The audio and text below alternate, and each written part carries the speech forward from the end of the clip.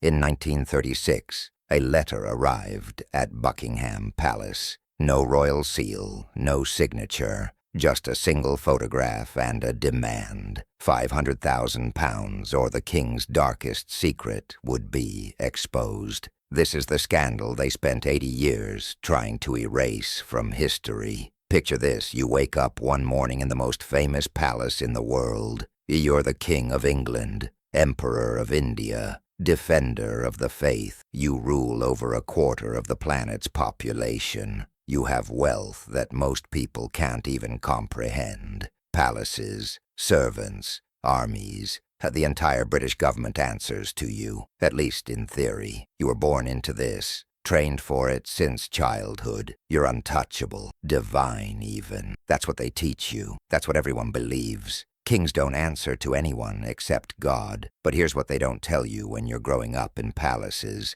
surrounded by people who bow when you enter a room. The higher you climb, the harder you fall. And when you're a king, when you're supposed to be perfect, moral, beyond reproach, any mistake you make isn't just a personal failure. It's a constitutional crisis. It's a threat to the entire institution of monarchy. It's ammunition for your enemies, fuel for revolutionaries, proof that maybe kings aren't chosen by God after all. Maybe they're just men, flawed, weak, corruptible men. And if the wrong people discover those flaws, if they have proof, if they have photographs showing you doing things a king should never do, with people a king should never associate with, they don't just have leverage over you, they own you, completely, utterly, forever. This is the story of a king who thought he was untouchable. A man who believed that being born into royalty meant the normal rules didn't apply to him, who thought he could gamble,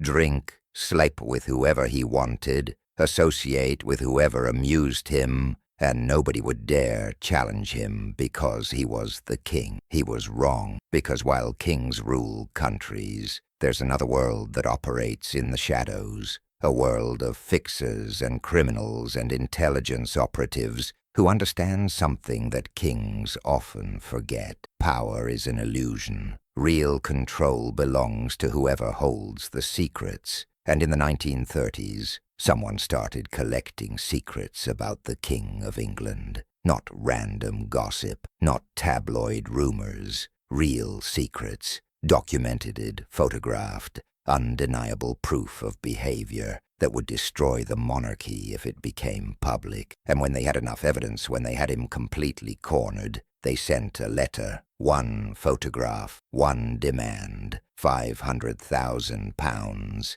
Pay it, or watch your entire world collapse. So here's a question for you, and I want you to really think about this, because by the end of this story, you'll understand why this question matters. If someone had proof of your darkest secret, something that could destroy everything you've built, your career, your family, your reputation, how much would you pay to keep it buried? £1,000, 10,000, your entire fortune? And here's the harder question. Would paying even work? Because once you pay a blackmailer, you're not buying silence. You're admitting guilt. You're proving the secret is real and valuable. And blackmailers don't stop at one payment. They come back again and again until you're bled dry, or you fight back. But how do you fight back when fighting means exposing the very secret you're trying to hide? The king in this story faced exactly that dilemma, and the choice he made, the desperation that drove him, the people he turned to for help,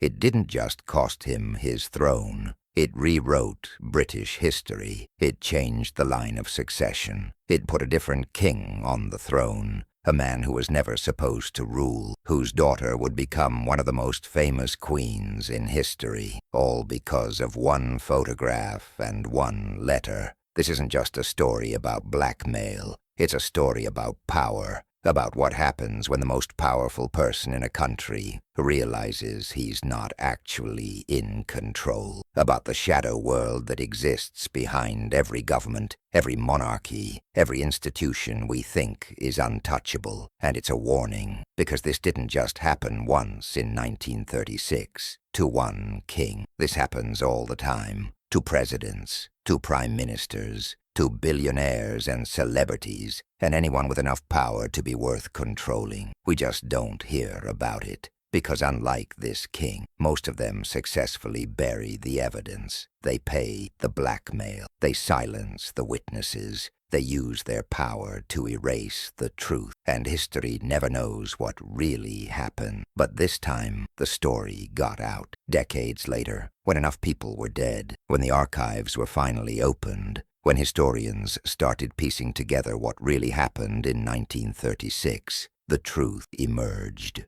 And it's darker than anyone imagined. So let me take you back to 1936, to a world on the brink of war, to a king who was about to make the worst mistake of his life, and to the criminals who were waiting for exactly that moment. This is the scandal they killed to keep secret, the conspiracy that brought a king to his knees, the blackmail scheme that nearly destroyed the British crown, and it starts with a man who never should have been king in the first place. Let's start with Edward. Edward Albert Christian George Andrew Patrick David. That was his full name, though everyone called him David in private. Born in 1894, the eldest son of King George V and Queen Mary. From the moment he was born, his entire life was mapped out. He would be educated by the finest tutors, trained in military service, groomed to represent the crown, and eventually, when his father died, he would become king. That's how monarchy works. You don't choose it. You're born into it, and you spend your entire childhood being told that you're special, chosen by God, destined for greatness. But here's the thing about Edward. He hated it. He hated the ceremonies, the protocols, the endless public appearances where he had to smile and wave and say exactly the right things to exactly the right people. He found royal life suffocating, boring, a prison made of gold and jewels and ancient traditions that made no sense in the modern world. And the more he grew up, the more he rebelled. Not openly. You can't openly rebel when you're the Prince of Wales, but quietly, in ways that his advisors worried about but couldn't quite control. He partied, he gambled, he pursued women with an intensity that shocked even the permissive aristocratic circles he moved in. And he made it very clear that he had no intention of living the way his father lived. Dutiful, proper, boring. Edward wanted freedom. He wanted to live like a wealthy playboy, not a future king. And for a while, he got away with it because he was charming, devastatingly charming, handsome, well-dressed, charismatic, in a way that his stiff, formal father never was. The public loved him. The press adored him. He was the modern prince, the people's prince, someone who understood the 20th century, who didn't just sit in palaces but actually went out and met people, toured factories, visited coal mines, shook hands with working-class families. He was good at the public relations part of being royal. It was the private behavior that was the problem. By the time Edward was in his 30s, in the late 1920s and early 1930s, his lifestyle had become expensive, very expensive. He gambled at private clubs in London and Paris, high-stakes card games where he'd win or lose thousands of pounds in a single night. He threw extravagant parties at his country estate, Fort Belvedere, where champagne flowed like water, and the guest list included actors, socialites, wealthy Americans, and European aristocrats whose politics were questionable at best. He bought cars, yachts, jewelry for the women he was seeing, and all of this cost money. More money than even a Prince of Wales should be spending. The royal allowance covered a lot. Edward received income from the Duchy of Cornwall, an enormous estate that had been funding the Prince of Wales for centuries. But there were gaps, expenses that didn't quite add up, loans that appeared in his financial records with no clear source. And this is where the cracks started to show, because Edward's behavior was attracting attention, not from the British press, which protected him out of deference to the monarchy, but from other people, people who moved in the same social circles Edward did, but operated in the shadows, People who understood that a prince with expensive habits and unclear finances was a prince who could be exploited. Now let's talk about who was watching Edward, because this is where the story shifts from royal scandal to something much darker. In the 1930s, Europe was in chaos. The Great Depression had devastated economies.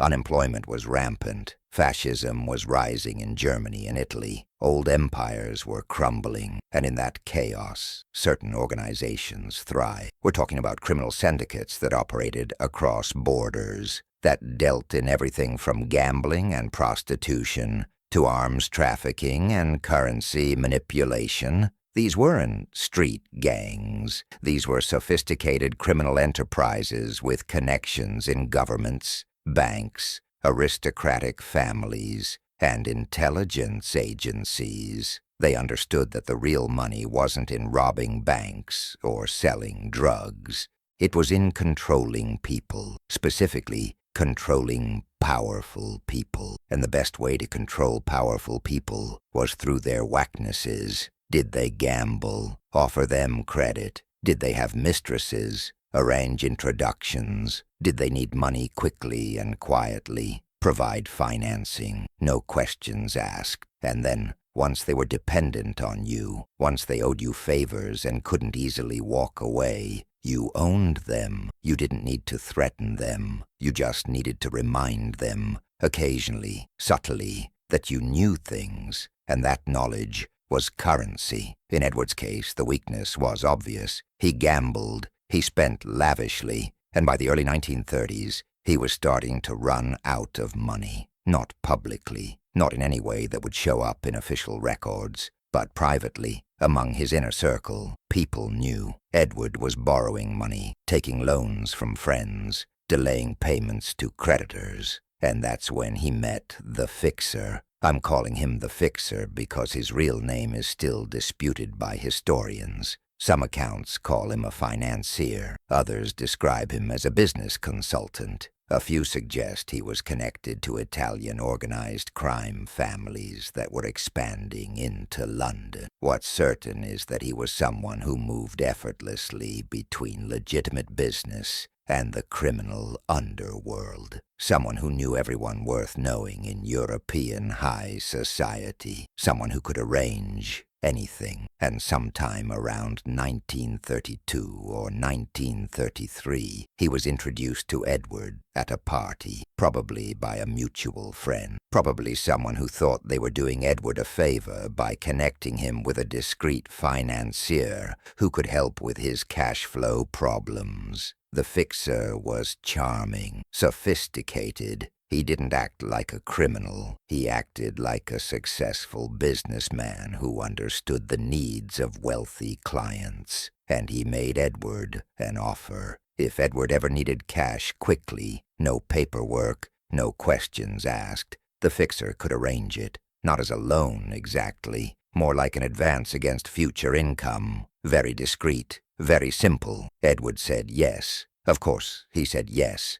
because that's how these things work. You don't see the trap until it's already closed around you. Over the next couple of years, Edward borrowed from the Fixer several times, small amounts at first, a few £1,000s here and there to cover gambling debts, or buy gifts for a woman he was seeing. The Fixer never asked for anything in return. He never mentioned interest rates or repayment schedules. He just provided the money, smiled, and said they'd settle accounts eventually. Edward assumed this was normal, that wealthy men helped each other out, that the Fixer was just a generous friend who understood that cash flow could be tight, even for a prince. He didn't realize he was being set up, because every time Edward borrowed money, the Fixer wrote it down, documented it, kept meticulous records of every transaction. Not because he planned to demand repayment, but because debt is leverage, and the Fixer was very, very good at collecting leverage. But money wasn't the only leverage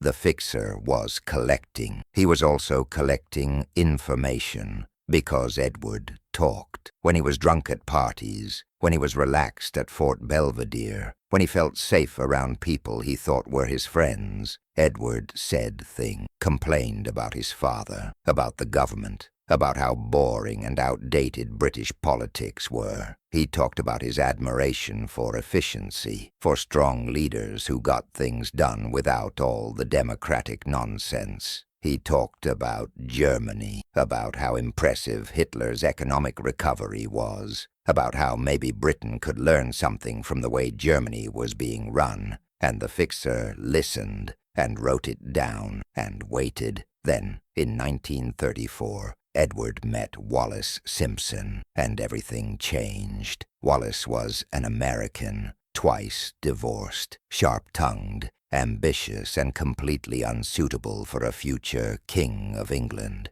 She was everything Edward's family and the British establishment despised. Common, foreign, divorced. But Edward didn't care. He became obsessed with her, completely, utterly besotted. He pursued her relentlessly, showered her with jewelry, spent every possible moment with her, introduced her to his friends, as if she were already his partner, even though she was still married to her second husband. And this created a massive problem, because in 1930s, Britain divorce was scandalous. The king was the head of the Church of England, which didn't recognize divorce. A king marrying a divorced woman was not just socially inappropriate. It was constitutionally impossible. The government would never allow it. The church would oppose it. His own family would fight it. But Edward didn't care. He wanted Wallis, and he was convinced that when he became king, he'd have the power to do whatever he wanted.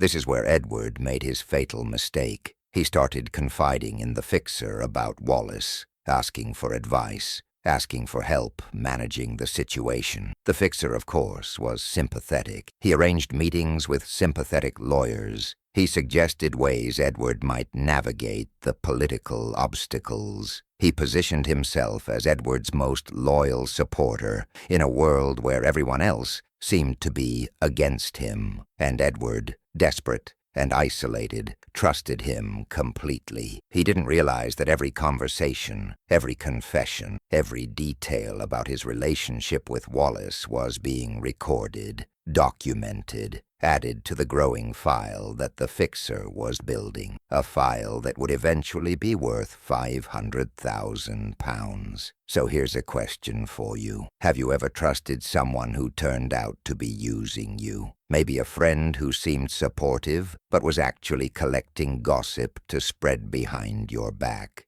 Maybe a colleague who acted helpful, but was really positioning themselves to take your job. That feeling when you realize you've been played, that someone you trusted was manipulating you the whole time. It's one of the worst feelings in the world. Now imagine you're the Prince of Wales, and the person who's been manipulating you has evidence that could destroy not just your reputation, but the entire monarchy. That's where Edward was by 1935. He just didn't know it yet. Because the fixer hadn't made his move, he was still waiting, collecting more evidence, building a stronger case, making sure that when he finally played his hand, there would be no way out. And then, in January 1936, everything accelerated. King George V died, and Edward became king, King Edward VIII. At 41 years old, he was now the most powerful man in the British Empire, head of state for Britain and all its dominions, commander of the armed forces, defender of the faith. The coronation was scheduled. The public was excited. This was supposed to be a new era, a modern king for a modern age. But Edward had a problem. He wanted to marry Wallis Simpson, and the establishment said no. The Prime Minister, Stanley Baldwin, told Edward it was impossible. The Archbishop of Canterbury, head of the Church of England, said the same thing. Even Edward's own mother, Queen Mary, begged him to give up Wallis and do his duty. But Edward refused. He was in love, or obsessed, or maybe he just hated being told what to do. Whatever the reason, he dug in. He told his advisors he would marry Wallis no matter what, even if it meant giving up the throne. This created a constitutional crisis, because a king can't just quit. The monarchy isn't a job you resign from. It's a sacred duty. If Edward abdicated, It would be unprecedented in modern British history. It would raise questions about the entire institution of monarchy. If a king could just walk away, what did that say about divine right? About the importance of royal duty? The government panicked. They tried to negotiate. They suggested compromises. Maybe Edward could marry Wallis, but she wouldn't become queen. Maybe they could have a private ceremony. Maybe she could live abroad. Edward refused all of it. He wanted a full royal marriage. He wanted Wallis to be queen, and he genuinely believed he had the power to make it happen. This is when the fixer saw his opportunity, because a king in crisis is a king who needs help, and the fixer was very good at offering help. Edward needed allies, people who would support his decision to marry Wallis, people who could help him navigate the political nightmare that was unfolding. The fixer positioned himself as exactly that. He offered advice. He arranged meetings with sympathetic politicians. He even suggested that maybe there were ways to pressure the government into accepting the marriage, ways that involved leveraging Edward's popularity with the public, ways that bordered on unconstitutional but might work. And Edward, desperate and convinced that everyone else was against him, listened. He didn't realize that every suggestion the fixer made, every meeting he arranged, was being documented, added to the file, building the case. But the fixer wasn't working alone anymore, because by mid-1936, other people had noticed Edward's behavior, and they were starting to worry. British intelligence MI5 and MI6 had been monitoring Edward for years, not officially, not as part of any investigation, but they knew about his gambling, his debts, his relationship with Wallis Simpson. They knew about his political views, his sympathy toward Nazi Germany, his meetings with German diplomats, and they were increasingly convinced that Edward was a security risk. A king who could be compromised, a king who might not act in Britain's best interests if war came, and war was coming. Everyone knew it. Hitler was rearming Germany. Mussolini was invading Ethiopia. The Spanish Civil War was raging. Europe was heading toward another catastrophic conflict, and Britain needed a king who was reliable, trustworthy, loyal. Edward was none of those things. So MI6 started their own file on Edward. They tapped his phones. They read his mail. They followed him. They documented his meetings with Germans, his comments about Hitler, his suggestions that maybe Britain should seek an accommodation with Nazi Germany rather than preparing for war. And what they found alarmed them. Edward wasn't just a playboy with bad judgment. He was politically dangerous, a potential collaborator, someone who might, if circumstances went badly, side with Germany against his own government. They couldn't prove it, not definitively, but the evidence was piling up. And then the letter arrived. November 1936. A plain envelope, delivered to Buckingham Palace by messenger. No return address. No official markings. Inside was a single photograph and a handwritten note. The photograph showed Edward at a private party. Nothing obviously scandalous. Just Edward with friends, drinks in hand, relaxed and smiling. But look closer at the background. There were people who shouldn't be there. German diplomats, known Nazi sympathizers, people whose presence at a royal gathering would raise very, very serious questions about Edward's loyalties. And the note? It was simple, typed on a plain sheet of paper. No signature, just a message. £500,000, deposited in the following Swiss bank account within 1 week. Or this photograph, and 23 others like it, will be sent to every newspaper in London, every member of Parliament, and every foreign embassy. You have 7 days. That's it. No explanation, no negotiation, just a demand and a deadline. Edward read the note and felt his world collapse, because this wasn't just a scandal about his love life. This wasn't just embarrassing. This was treason, or at least it could be framed as treason. If those photographs became public, If the press started asking questions about why the king was meeting privately with German officials, if they started investigating his political sympathies, he wouldn't just lose the throne. He could be tried for treason, imprisoned. His family would be destroyed. The monarchy itself might not survive. And £500,000. That was an astronomical sum in 1936, equivalent to tens of millions of pounds today. Edward didn't have that kind of cash. Not liquid, not accessible within a week. He'd have to sell assets, borrow from banks, explain to people why he needed the money so urgently, and he couldn't do any of that without revealing what the money was for. He was trapped, completely and utterly trapped. And whoever sent that letter knew it. They knew exactly how much pressure Edward could take before he broke. They knew his finances, his relationships, his secrets. This wasn't a random blackmail attempt. This was surgical, precise, the work of someone who'd been planning this for years. Edward spent that night awake, pacing his private chambers, trying to figure out what to do. He couldn't pay. He didn't have the money. He couldn't refuse. The consequences were too catastrophic. He couldn't go to the police. That would mean explaining what was being blackmailed over, and that would leak to the press within hours. He was alone, completely alone,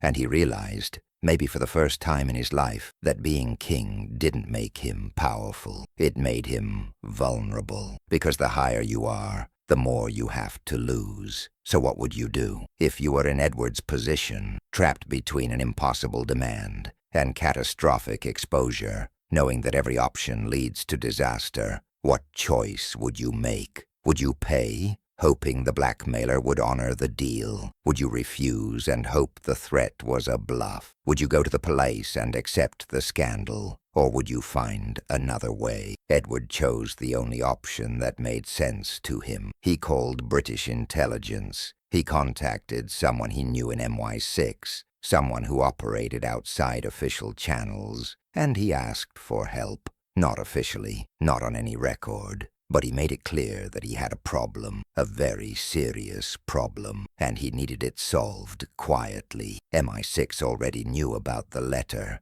They'd intercepted it before it reached Edward. They'd read it, photographed it, and let it through because they wanted to see what Edward would do, how he would react, whether he'd try to handle it himself or ask for help. And now that he'd asked for help, they had him, because helping Edward meant learning everything, every detail about the photographs, about who sent them, about what other evidence existed. MI6 told Edward they would investigate. They would find out who was blackmailing him. They would neutralize the threat, but in exchange, Edward had to cooperate fully. He had to tell them everything, every meeting with Germans, every political conversation, every detail about Wallace Simpson, everything. Edward agreed. What choice did he have? And over the next few days, as the deadline approached, MI6 worked. They traced the bank account, Swiss as expected, but they had contacts in Swiss banking. They tracked the messenger who delivered the letter. They analyzed the photograph, identified everyone in it, cross-referenced with known associates, and within 4 days, they had a name, the Fixer, the man who'd been financing Edward's lifestyle for years, the man who'd positioned himself as Edward's most loyal friend, the man who'd been collecting evidence the entire time, building a file, waiting for the moment when Edward became king and the leverage became worth millions. 6 confirmed it. The Fixer had sent the letter. He had the photographs. He had documents showing Edward's debts, his political statement, his meetings with German. He had everything, and he was demanding £500,000 or he'd release it all. But here's where the story takes an unexpected turn, because MI6 didn't tell Edward. Not immediately. First, they made their own decision. They looked at the evidence the Fixer had collected, the photographs, the documents, the statements, and they realized something. The Fixer wasn't exaggerating. If this material became public, Edward was finished. But more importantly, if this material became public during a time when Britain was preparing for war with Germany, it would be a catastrophe. It would undermine public confidence in the monarchy. It would give Germany a propaganda victory. It might even spark a constitutional crisis that could destabilize the government at the worst possible time. So, OI6 made a choice. They decided Edward had to go. Not arrested, not charged with anything, but removed from the throne, quietly, permanently, before he could become a bigger problem. And the blackmail letter gave them the perfect excuse. They went to Edward with a proposal. MI6 would handle the fixer. They would neutralize him, retrieve all the evidence, and make sure the photographs never saw daylight. But in exchange, Edward had to abdicate. Immediately. He would claim it was because he wanted to marry Wallis Simpson. The press would frame it as a romantic tragedy. The public would sympathize, and nobody would ever know the truth about the blackmail, the Nazi sympathies, the photographs. Edward would get to marry Wallis. He'd keep his wealth. He could live abroad in comfortable exile, but he would never be king again. And if he refused, if he tried to fight, MI6 would let the blackmail proceed. They'd let the fixer release the photographs. They'd let Edward be destroyed publicly, and then they'd remove him from the throne anyway, but without the dignity of a romantic narrative to soften the blow. Edward had 24 hours to decide. It wasn't really a decision. Edward knew he was beaten. He agreed. He would abdicate, and in exchange, MI6 would protect him. They would handle the fixer, bury the evidence, and make sure the real story never came out. On December 10th, 1936, less than a year after becoming king, Edward gave up the throne. He made a radio address to the nation. He said he couldn't do his job as king without the support of the woman he loved.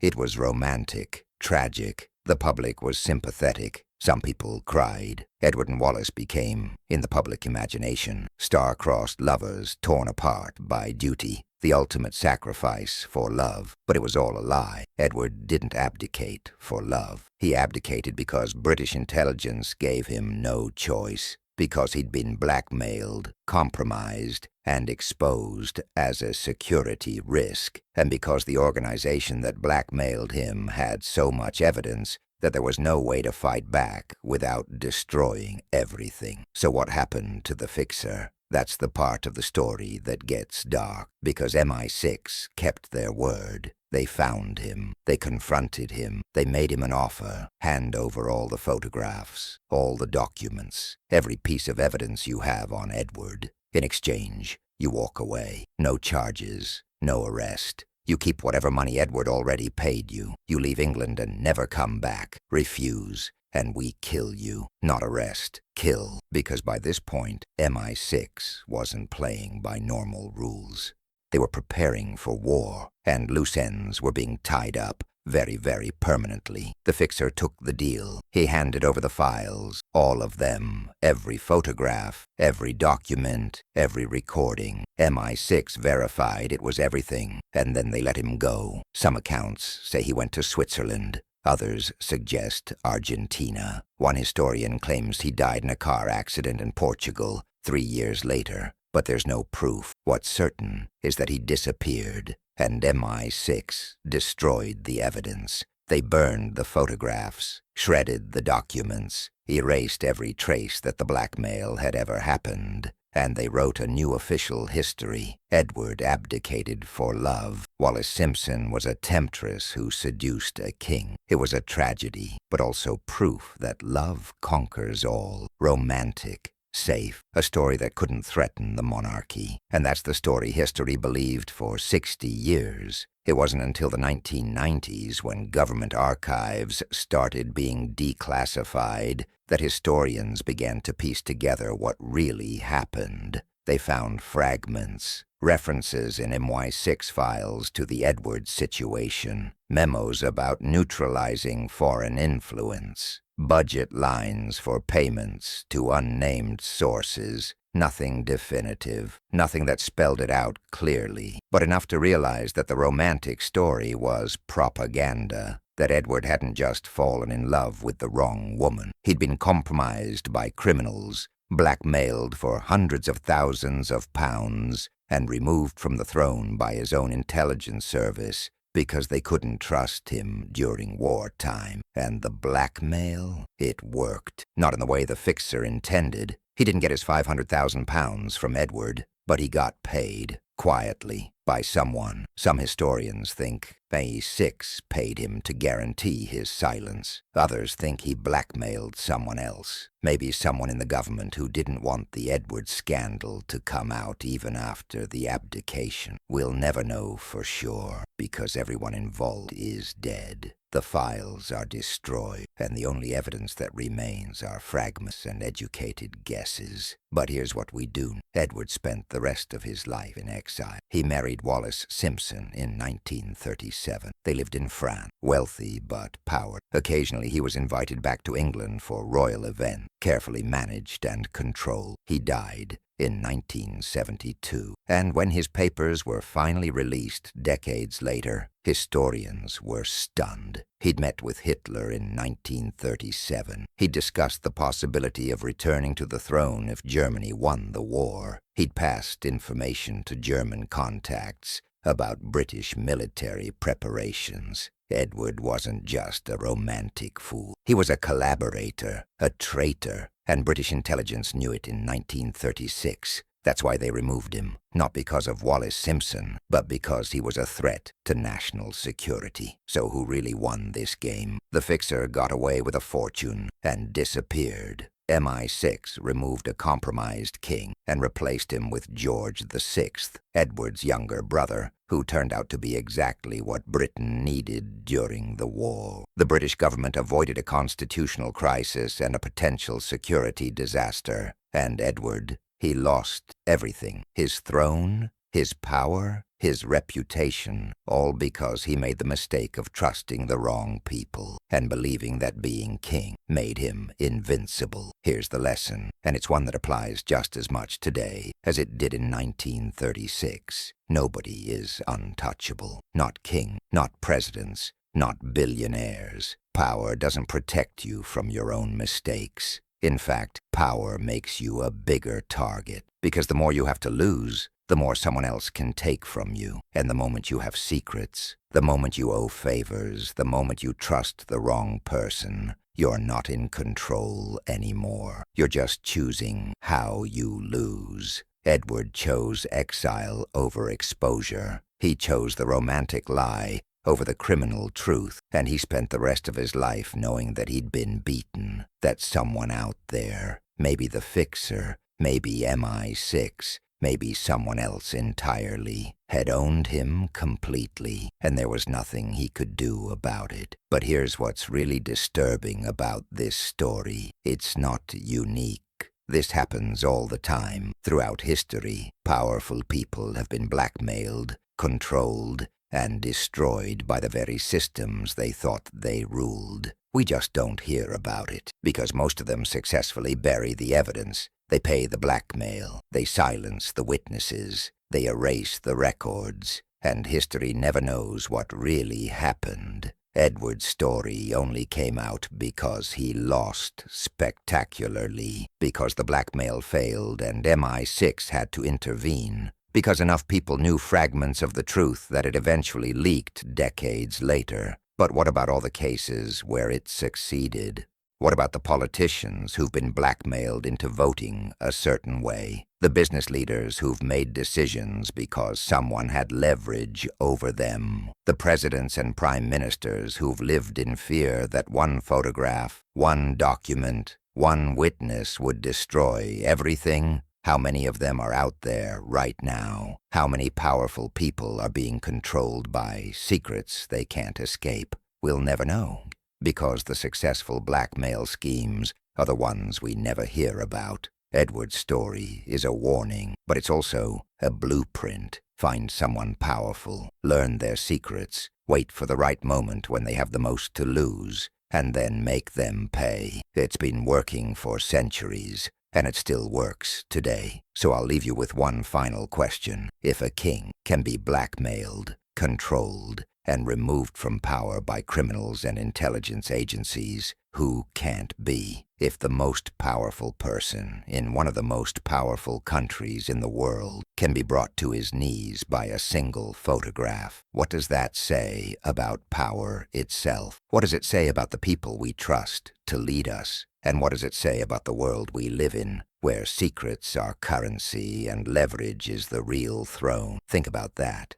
because the game hasn't changed. Only the players. The techniques are more sophisticated now. The photographs are digital. The blackmail is conducted through encrypted messages, but the principle is the same. Find someone powerful, learn their secrets, wait for the right moment, and then make them pay. Edward's story is 80 years old. But it could have happened yesterday. It could be happening right now, to someone you know, to someone in power, to someone who looks untouchable but isn't. This is the scandal they spent 80 years buried. The king who was owned by criminals, the throne that was controlled by black, the truth that powerful people will do anything to hide. Now you know, and you can't unknow it. If this story shocked you, if it made you question who's really in control, hit that like button and subscribe. Comment below. Do you think Edward was a victim, or did he bring this on himself? I'll see you in the next one.